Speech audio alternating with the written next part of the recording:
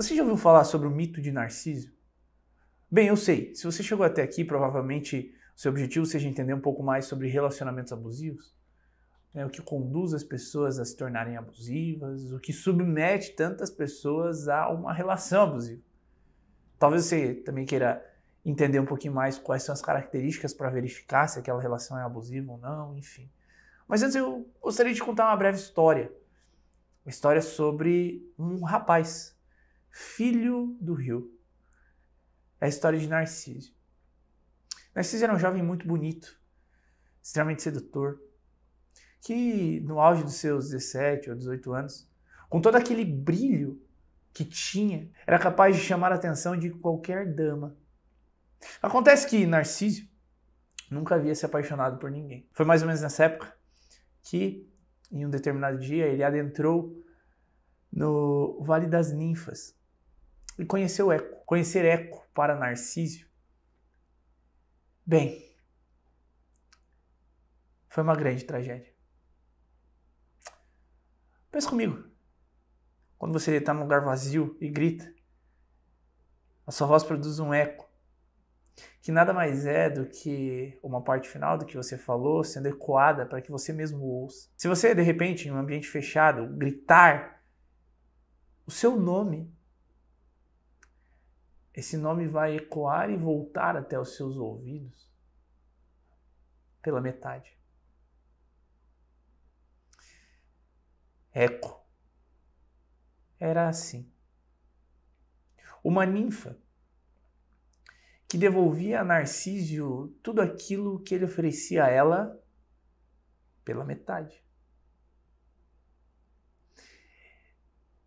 Narciso não recebia de Eco amor, mas simplesmente metade daquilo que ele fazia por ela.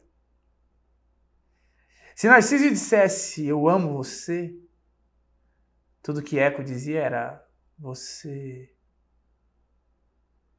Se Narciso tomasse uma determinada atitude, Eco correspondia àquela atitude pela metade. O quão trágico é se relacionar com alguém que te entrega metade do que você ofereceu?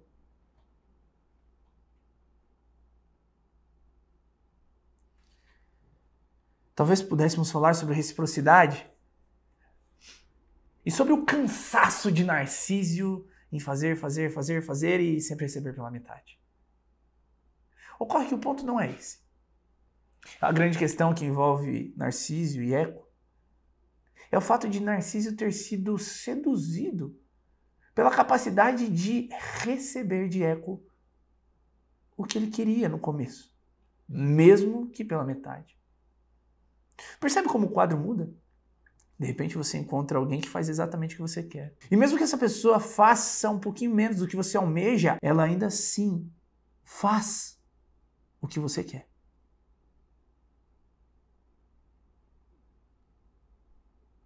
Tudo é sobre você. Foi isso que seduziu o Narciso. Encontrar alguém que devolvia a ele mesmo uma parte de si. Percebe quantos relacionamentos fluem exatamente através da mesma natureza?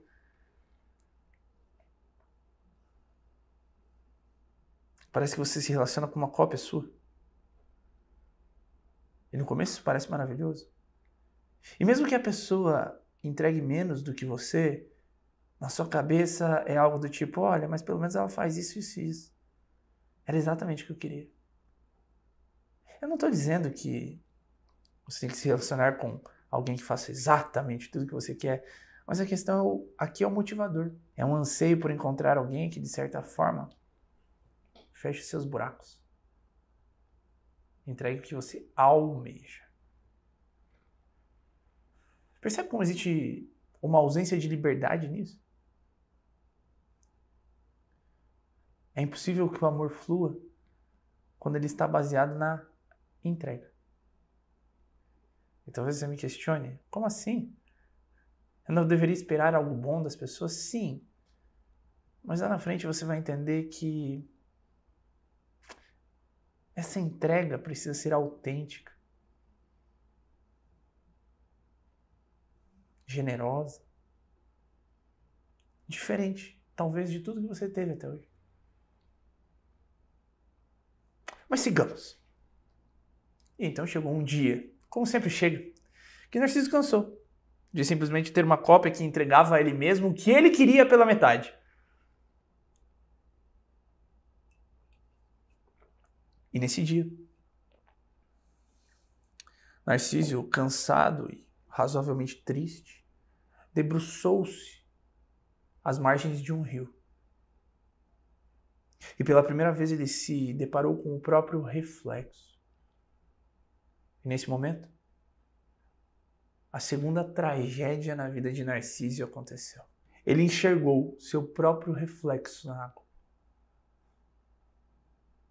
E então imediatamente se questionou: tão lindo, tão belo, tão só.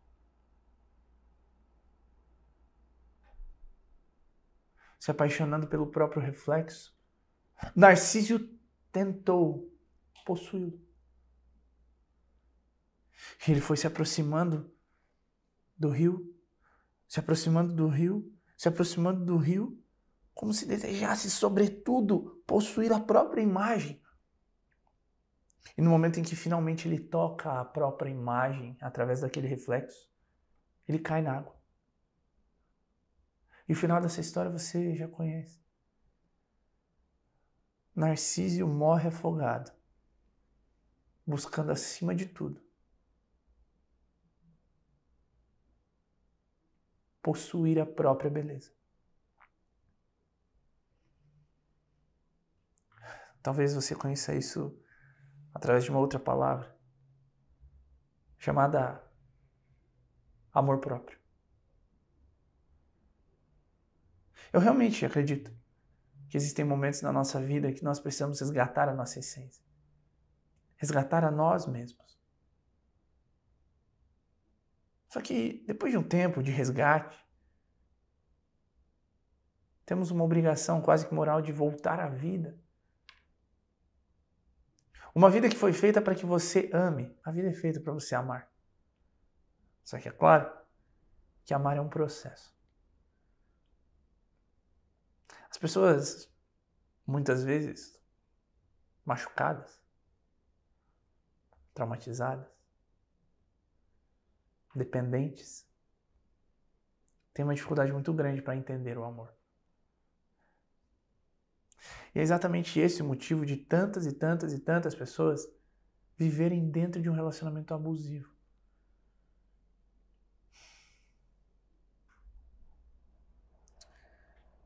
E esse é o ponto.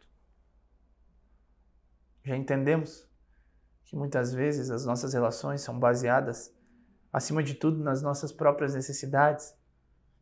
Foi isso que Narciso buscou em Eco.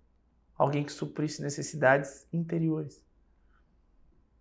Ao mesmo tempo, também já entendemos que em um determinado momento não é mais essas necessidades interiores que precisam nos alimentar dentro de uma relação, mas acima de tudo a nossa capacidade de entregar o melhor pelo outro. E é exatamente a falta desses dois elementos que faz com que tantas e tantas e tantas pessoas se submetam a relações abusivas, se tornem abusivos, se tornem abusivas. A falta de entendimento sobre esse processo. Um bom relacionamento flui quando eu sou capaz de amar o outro acima de mim e o outro é capaz de me amar acima dele. Como fazer isso com um ego inflado, com traumas infantis, com uma dependência emocional? A maior parte das relações abusivas começa por uma combinação entre dois fatores: uma dependência emocional e uma falta de base, de referência familiar. Essa é a dinâmica perfeita para você se relacionar de uma maneira abusiva com alguém. Eu gostaria de explicar esses dois pontos. O primeiro, relacionado muito à dependência. Veja, quando nós pensamos em um dependente emocional, O próprio nome já é autoexplicativo. Aquela pessoa, ela depende de uma emoção muito específica, neste contexto provocada por uma outra pessoa. Para que ela se sinta bem.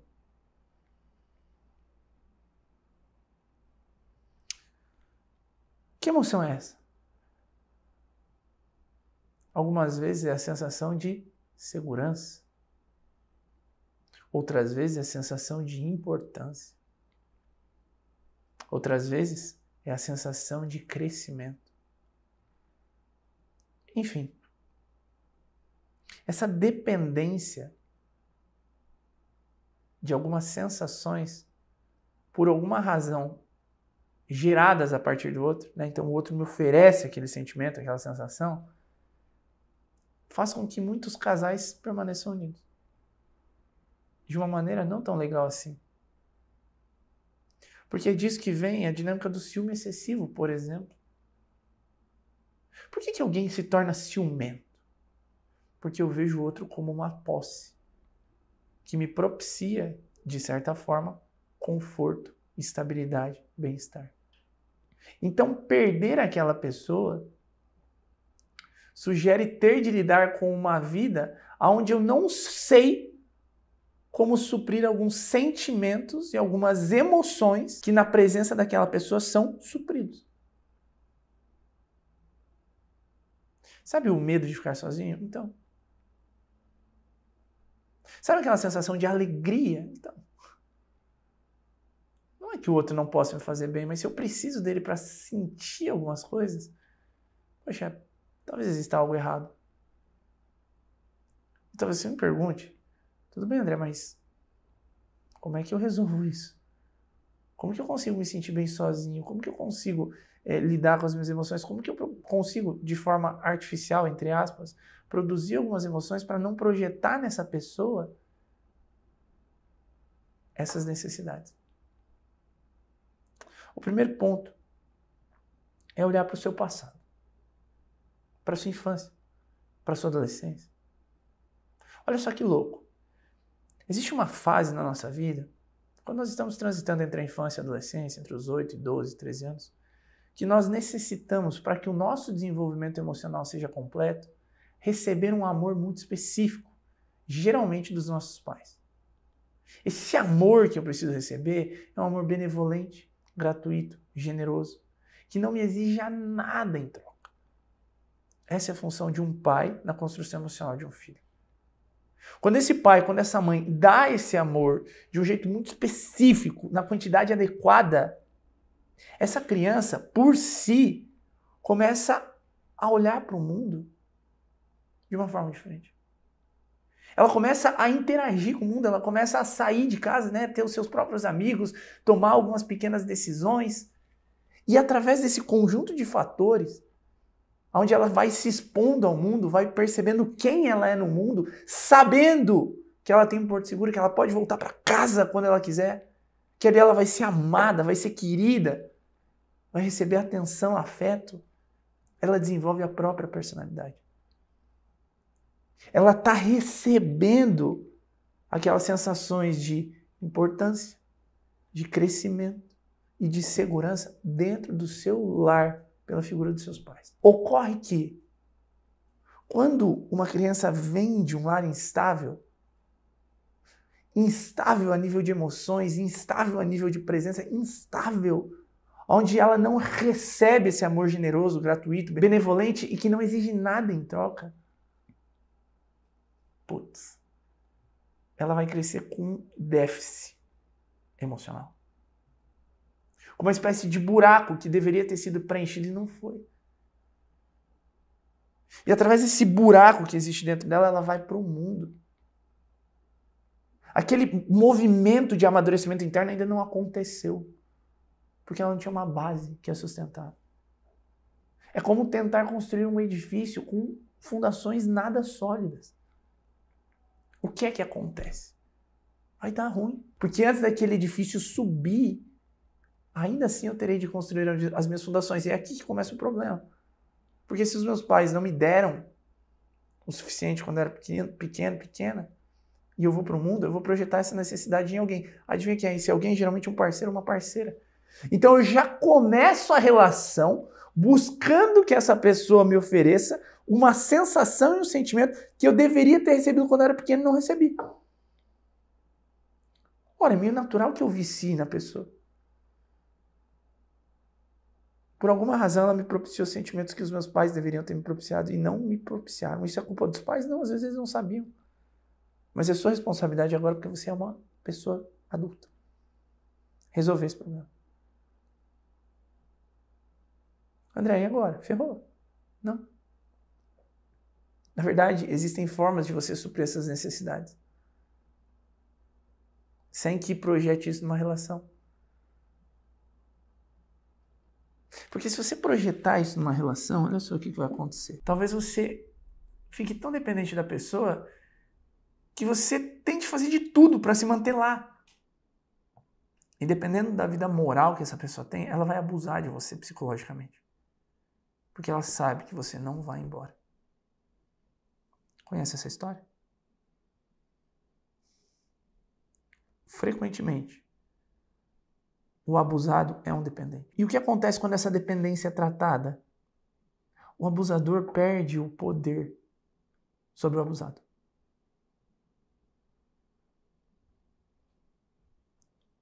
Ele já não tem mais domínio, controle e manipulação. Porque aquela ferida emocional da infância foi resolvida.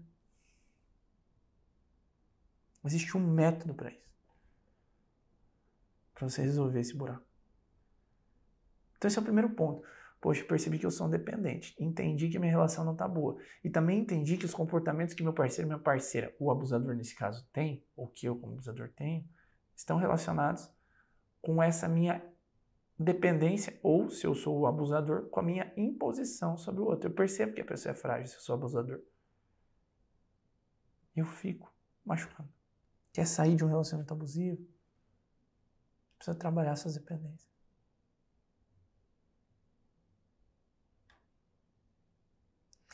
André, o abusador,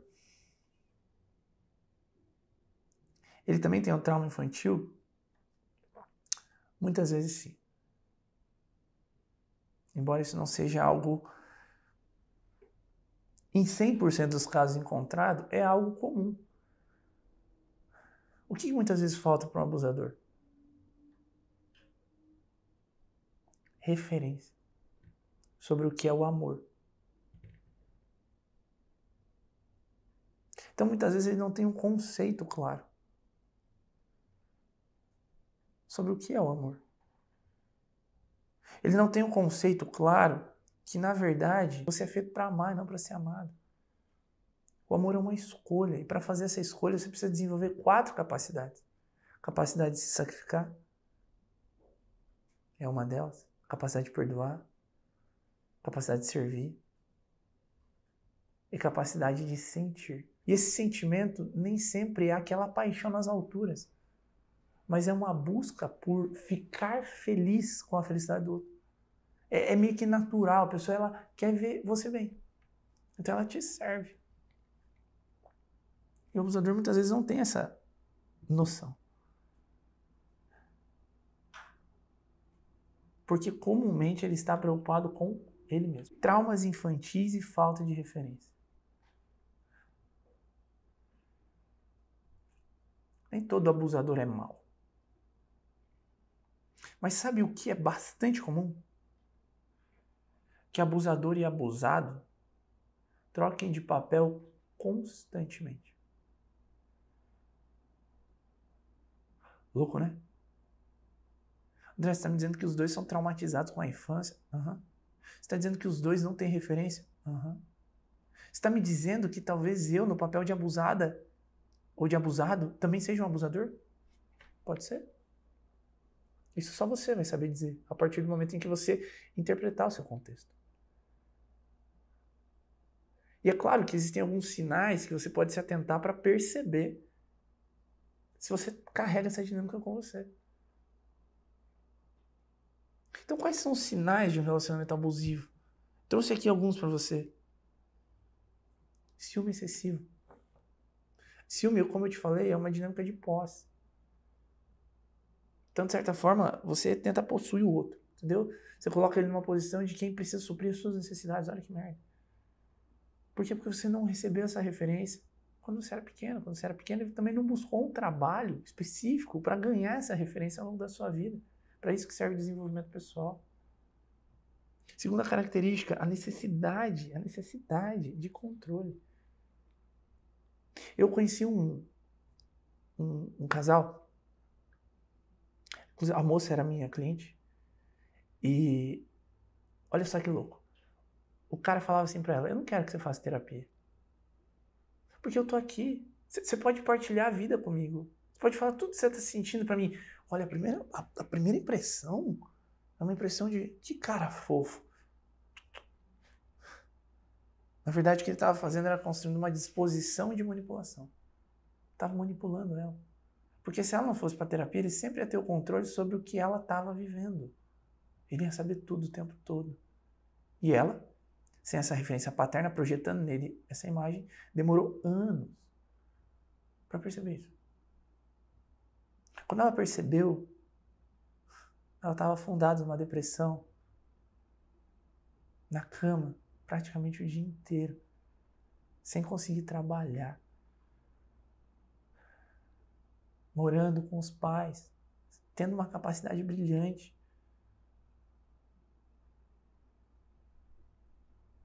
para construir um bom futuro. Mas ela não percebeu. Foi só depois de várias intervenções terapêuticas muito específicas e muito bem posicionadas para que ela olhasse para a vida e falasse, não é isso que eu quero.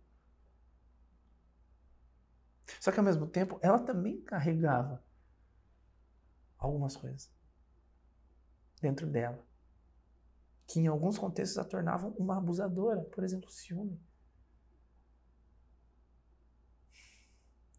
Contraposição. Outra característica, invasão de privacidade. Bem, lá em casa, a gente sabe a senha de um do outro. No celular, no computador, tudo. A questão é que eu não tenho necessidade de ir lá no celular da minha mulher e ficar fuçando. Se um dia precisar, amor, pega lá pra mim que eu tô, sei lá, passando mal. Beleza, vou lá, vou mexer e tal. Agora, pra quê? Ficar o tempo todo vendo? Você tá entendendo? Não faz sentido nenhum. Eu não preciso disso. E ela também não. Agora, o que eu vejo em muitos contextos é uma ideia de tem que mostrar, tem que isso, tem que aquilo, tem que não sei o quê. Cara, depende pra quem, porque se é uma pessoa completamente perturbada da ideia, falar pra ela qual é a senha piora tudo, porque você não coloca um limite no que ela pode não fazer. Então ela começa a ficar meio perturbada. E depois pra tirar a senha do celular e mudar, como que você faz? Você vai arrumar um encrenca gigante. Precisa ter um limite. Você precisa entender com quem você está se relacionando. Precisa entender se essa pessoa realmente é saudável. Isso é o convívio que faz, é o tempo que faz. Outro ponto. Eu entendo que quando a gente entra num relacionamento, as nossas prioridades mudam. Então a gente já não tem mais tanto tempo para os nossos amigos, por exemplo. Pô, você tem um relacionamento, aí ele vai vir em primeiro lugar, eu entendo. Mas toda vez você, sei lá, vai ver alguém, faz cara feia, toda vez. Isso que você nem sai. Você sai, sei lá, uma vez por mês com seus amigos aí, tomar uma, né? Vocês gostam de tomar uma gelada? Qual o problema? Você vai na casa das suas amigas comer pizza. Não pode ir porque isso. Qual é o problema? Dentro de um relacionamento, ou você confia ou você não confia.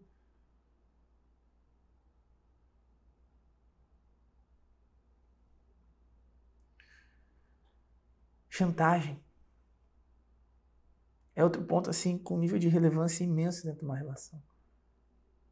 Abusivo. Então a pessoa, ela fica o tempo todo negociando com você. Tentando te chantagear mesmo. Tentando colher vantagem em cima de você. Olha, se você fizer isso, a gente termina. Se você fizer aquilo, você fica sem falar comigo. né? Então a pessoa vai criando estruturas associativas que te colocam numa espécie de labirinto. Quando você vê, você não pode fazer nada, porque ela fica brava por tudo. E aí que tá. Aqui vai surgir a ideia do amor próprio, entendeu? Porque o que é o amor próprio? É você colocar um limite mínimo do que você aceita dentro de uma relação. Pô, menos que isso eu prefiro viver sozinho, porque eu sozinho eu sou melhor. Eu vivo muito melhor do que com uma relação desse jeito. Você entende? É um processo.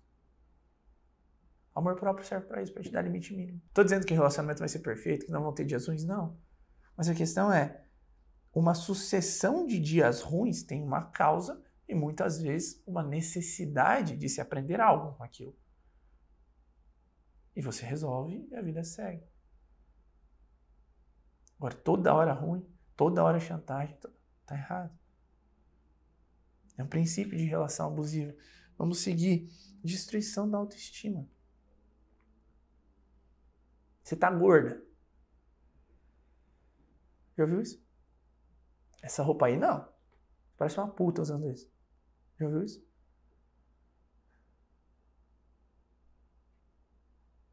É muito fácil destruir a autoestima de uma mulher, principalmente. E tem cara que não tem dó nenhum de fazer isso. Porque se a mulher se sentir feia, autoestima baixa e tal, na cabeça dela, ele vai ser a melhor alternativa que ela tem para ficar bem. E ao contrário também. Nossa, você é um pobre. Dói no homem ouvir isso. Nossa, você não consegue nem pagar a janta. Você, pelo amor de Deus. Dói. Sem contar quando você fala, quando a mulher, né, fala de questões que envolvem o sexo. Do tipo, meu ex era melhor na cama. Nossa, dói. Entendeu? Então, esse tipo de coisa não se fala. Você tá com o cara, o seu ex era melhor, beleza, então ajuda ele a melhorar a performance. É isso que você gosta? Então ajuda. Vai estudar sobre sexualidade. O sexo dentro de um relacionamento é a cereja do bolo. Dá para você viver um relacionamento saudável transando uma vez por semana, duas. A questão é, não dá para você viver um relacionamento saudável tendo 1 ou 2 dias bons por semana e o resto briga. Característica de relacionamento abusivo. Invalidação de sentimentos. Essa também é muito comum. Então você olha para o outro e fala, isso aí que você está sentindo é nada. Olha os meus problemas. Putz. Às vezes a pessoa solta uma dessa assim, meio que sem querer, sem perceber o quanto solta. Mas toda hora. Entendeu? Uma outra ação isolada, cara, às vezes a pessoa não tá no dia bom, fala ali um negócio que, né?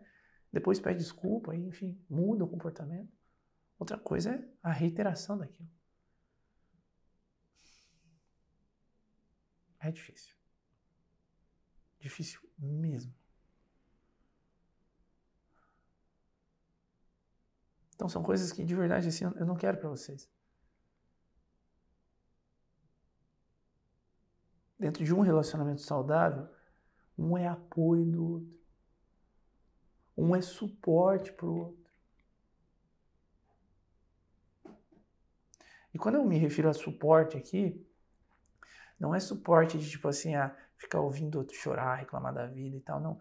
É apoiar para que todos os dias melhores condições estejam presentes na vida daquela pessoa para que ela possa concretizar um propósito, um projeto. É nesse tipo de casamento que eu acredito. Se a minha esposa precisa do meu auxílio para fazer alguma coisa, eu vou fazer. Se eu preciso de alguma coisa dela, ela vai fazer. Vocês entendem?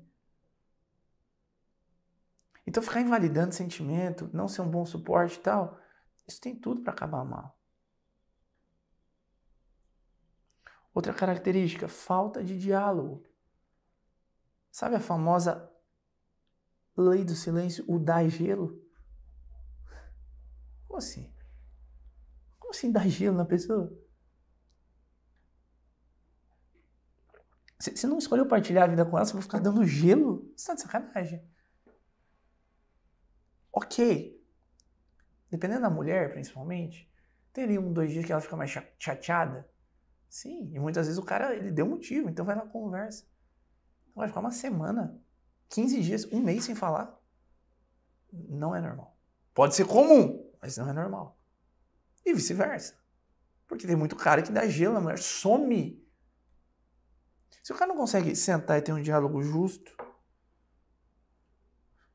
cara, me perdoa, mas isso não é o tipo de homem que é feito para ter uma família.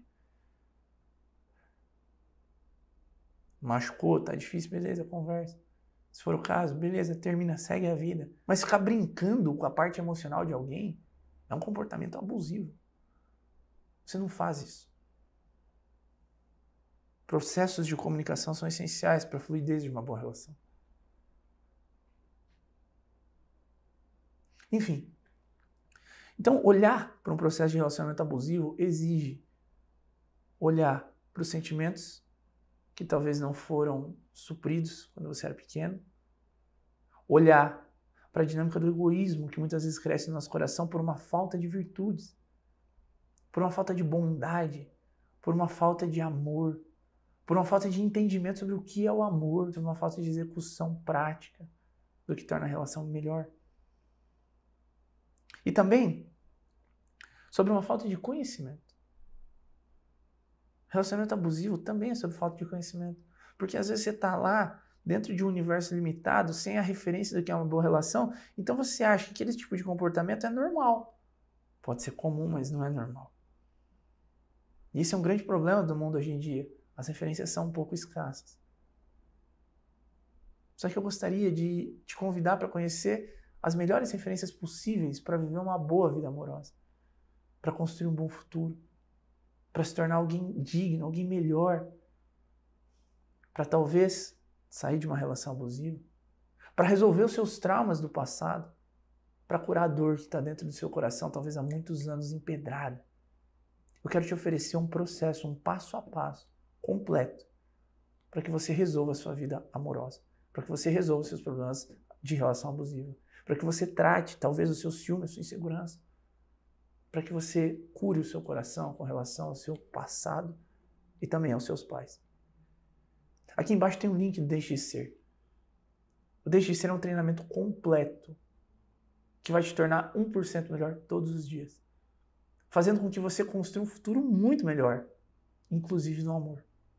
Então clica aqui embaixo, acesse esse link e eu te vejo lá para a gente resolver todas essas demandas. Relacionamento abusivo, nunca mais. Até breve.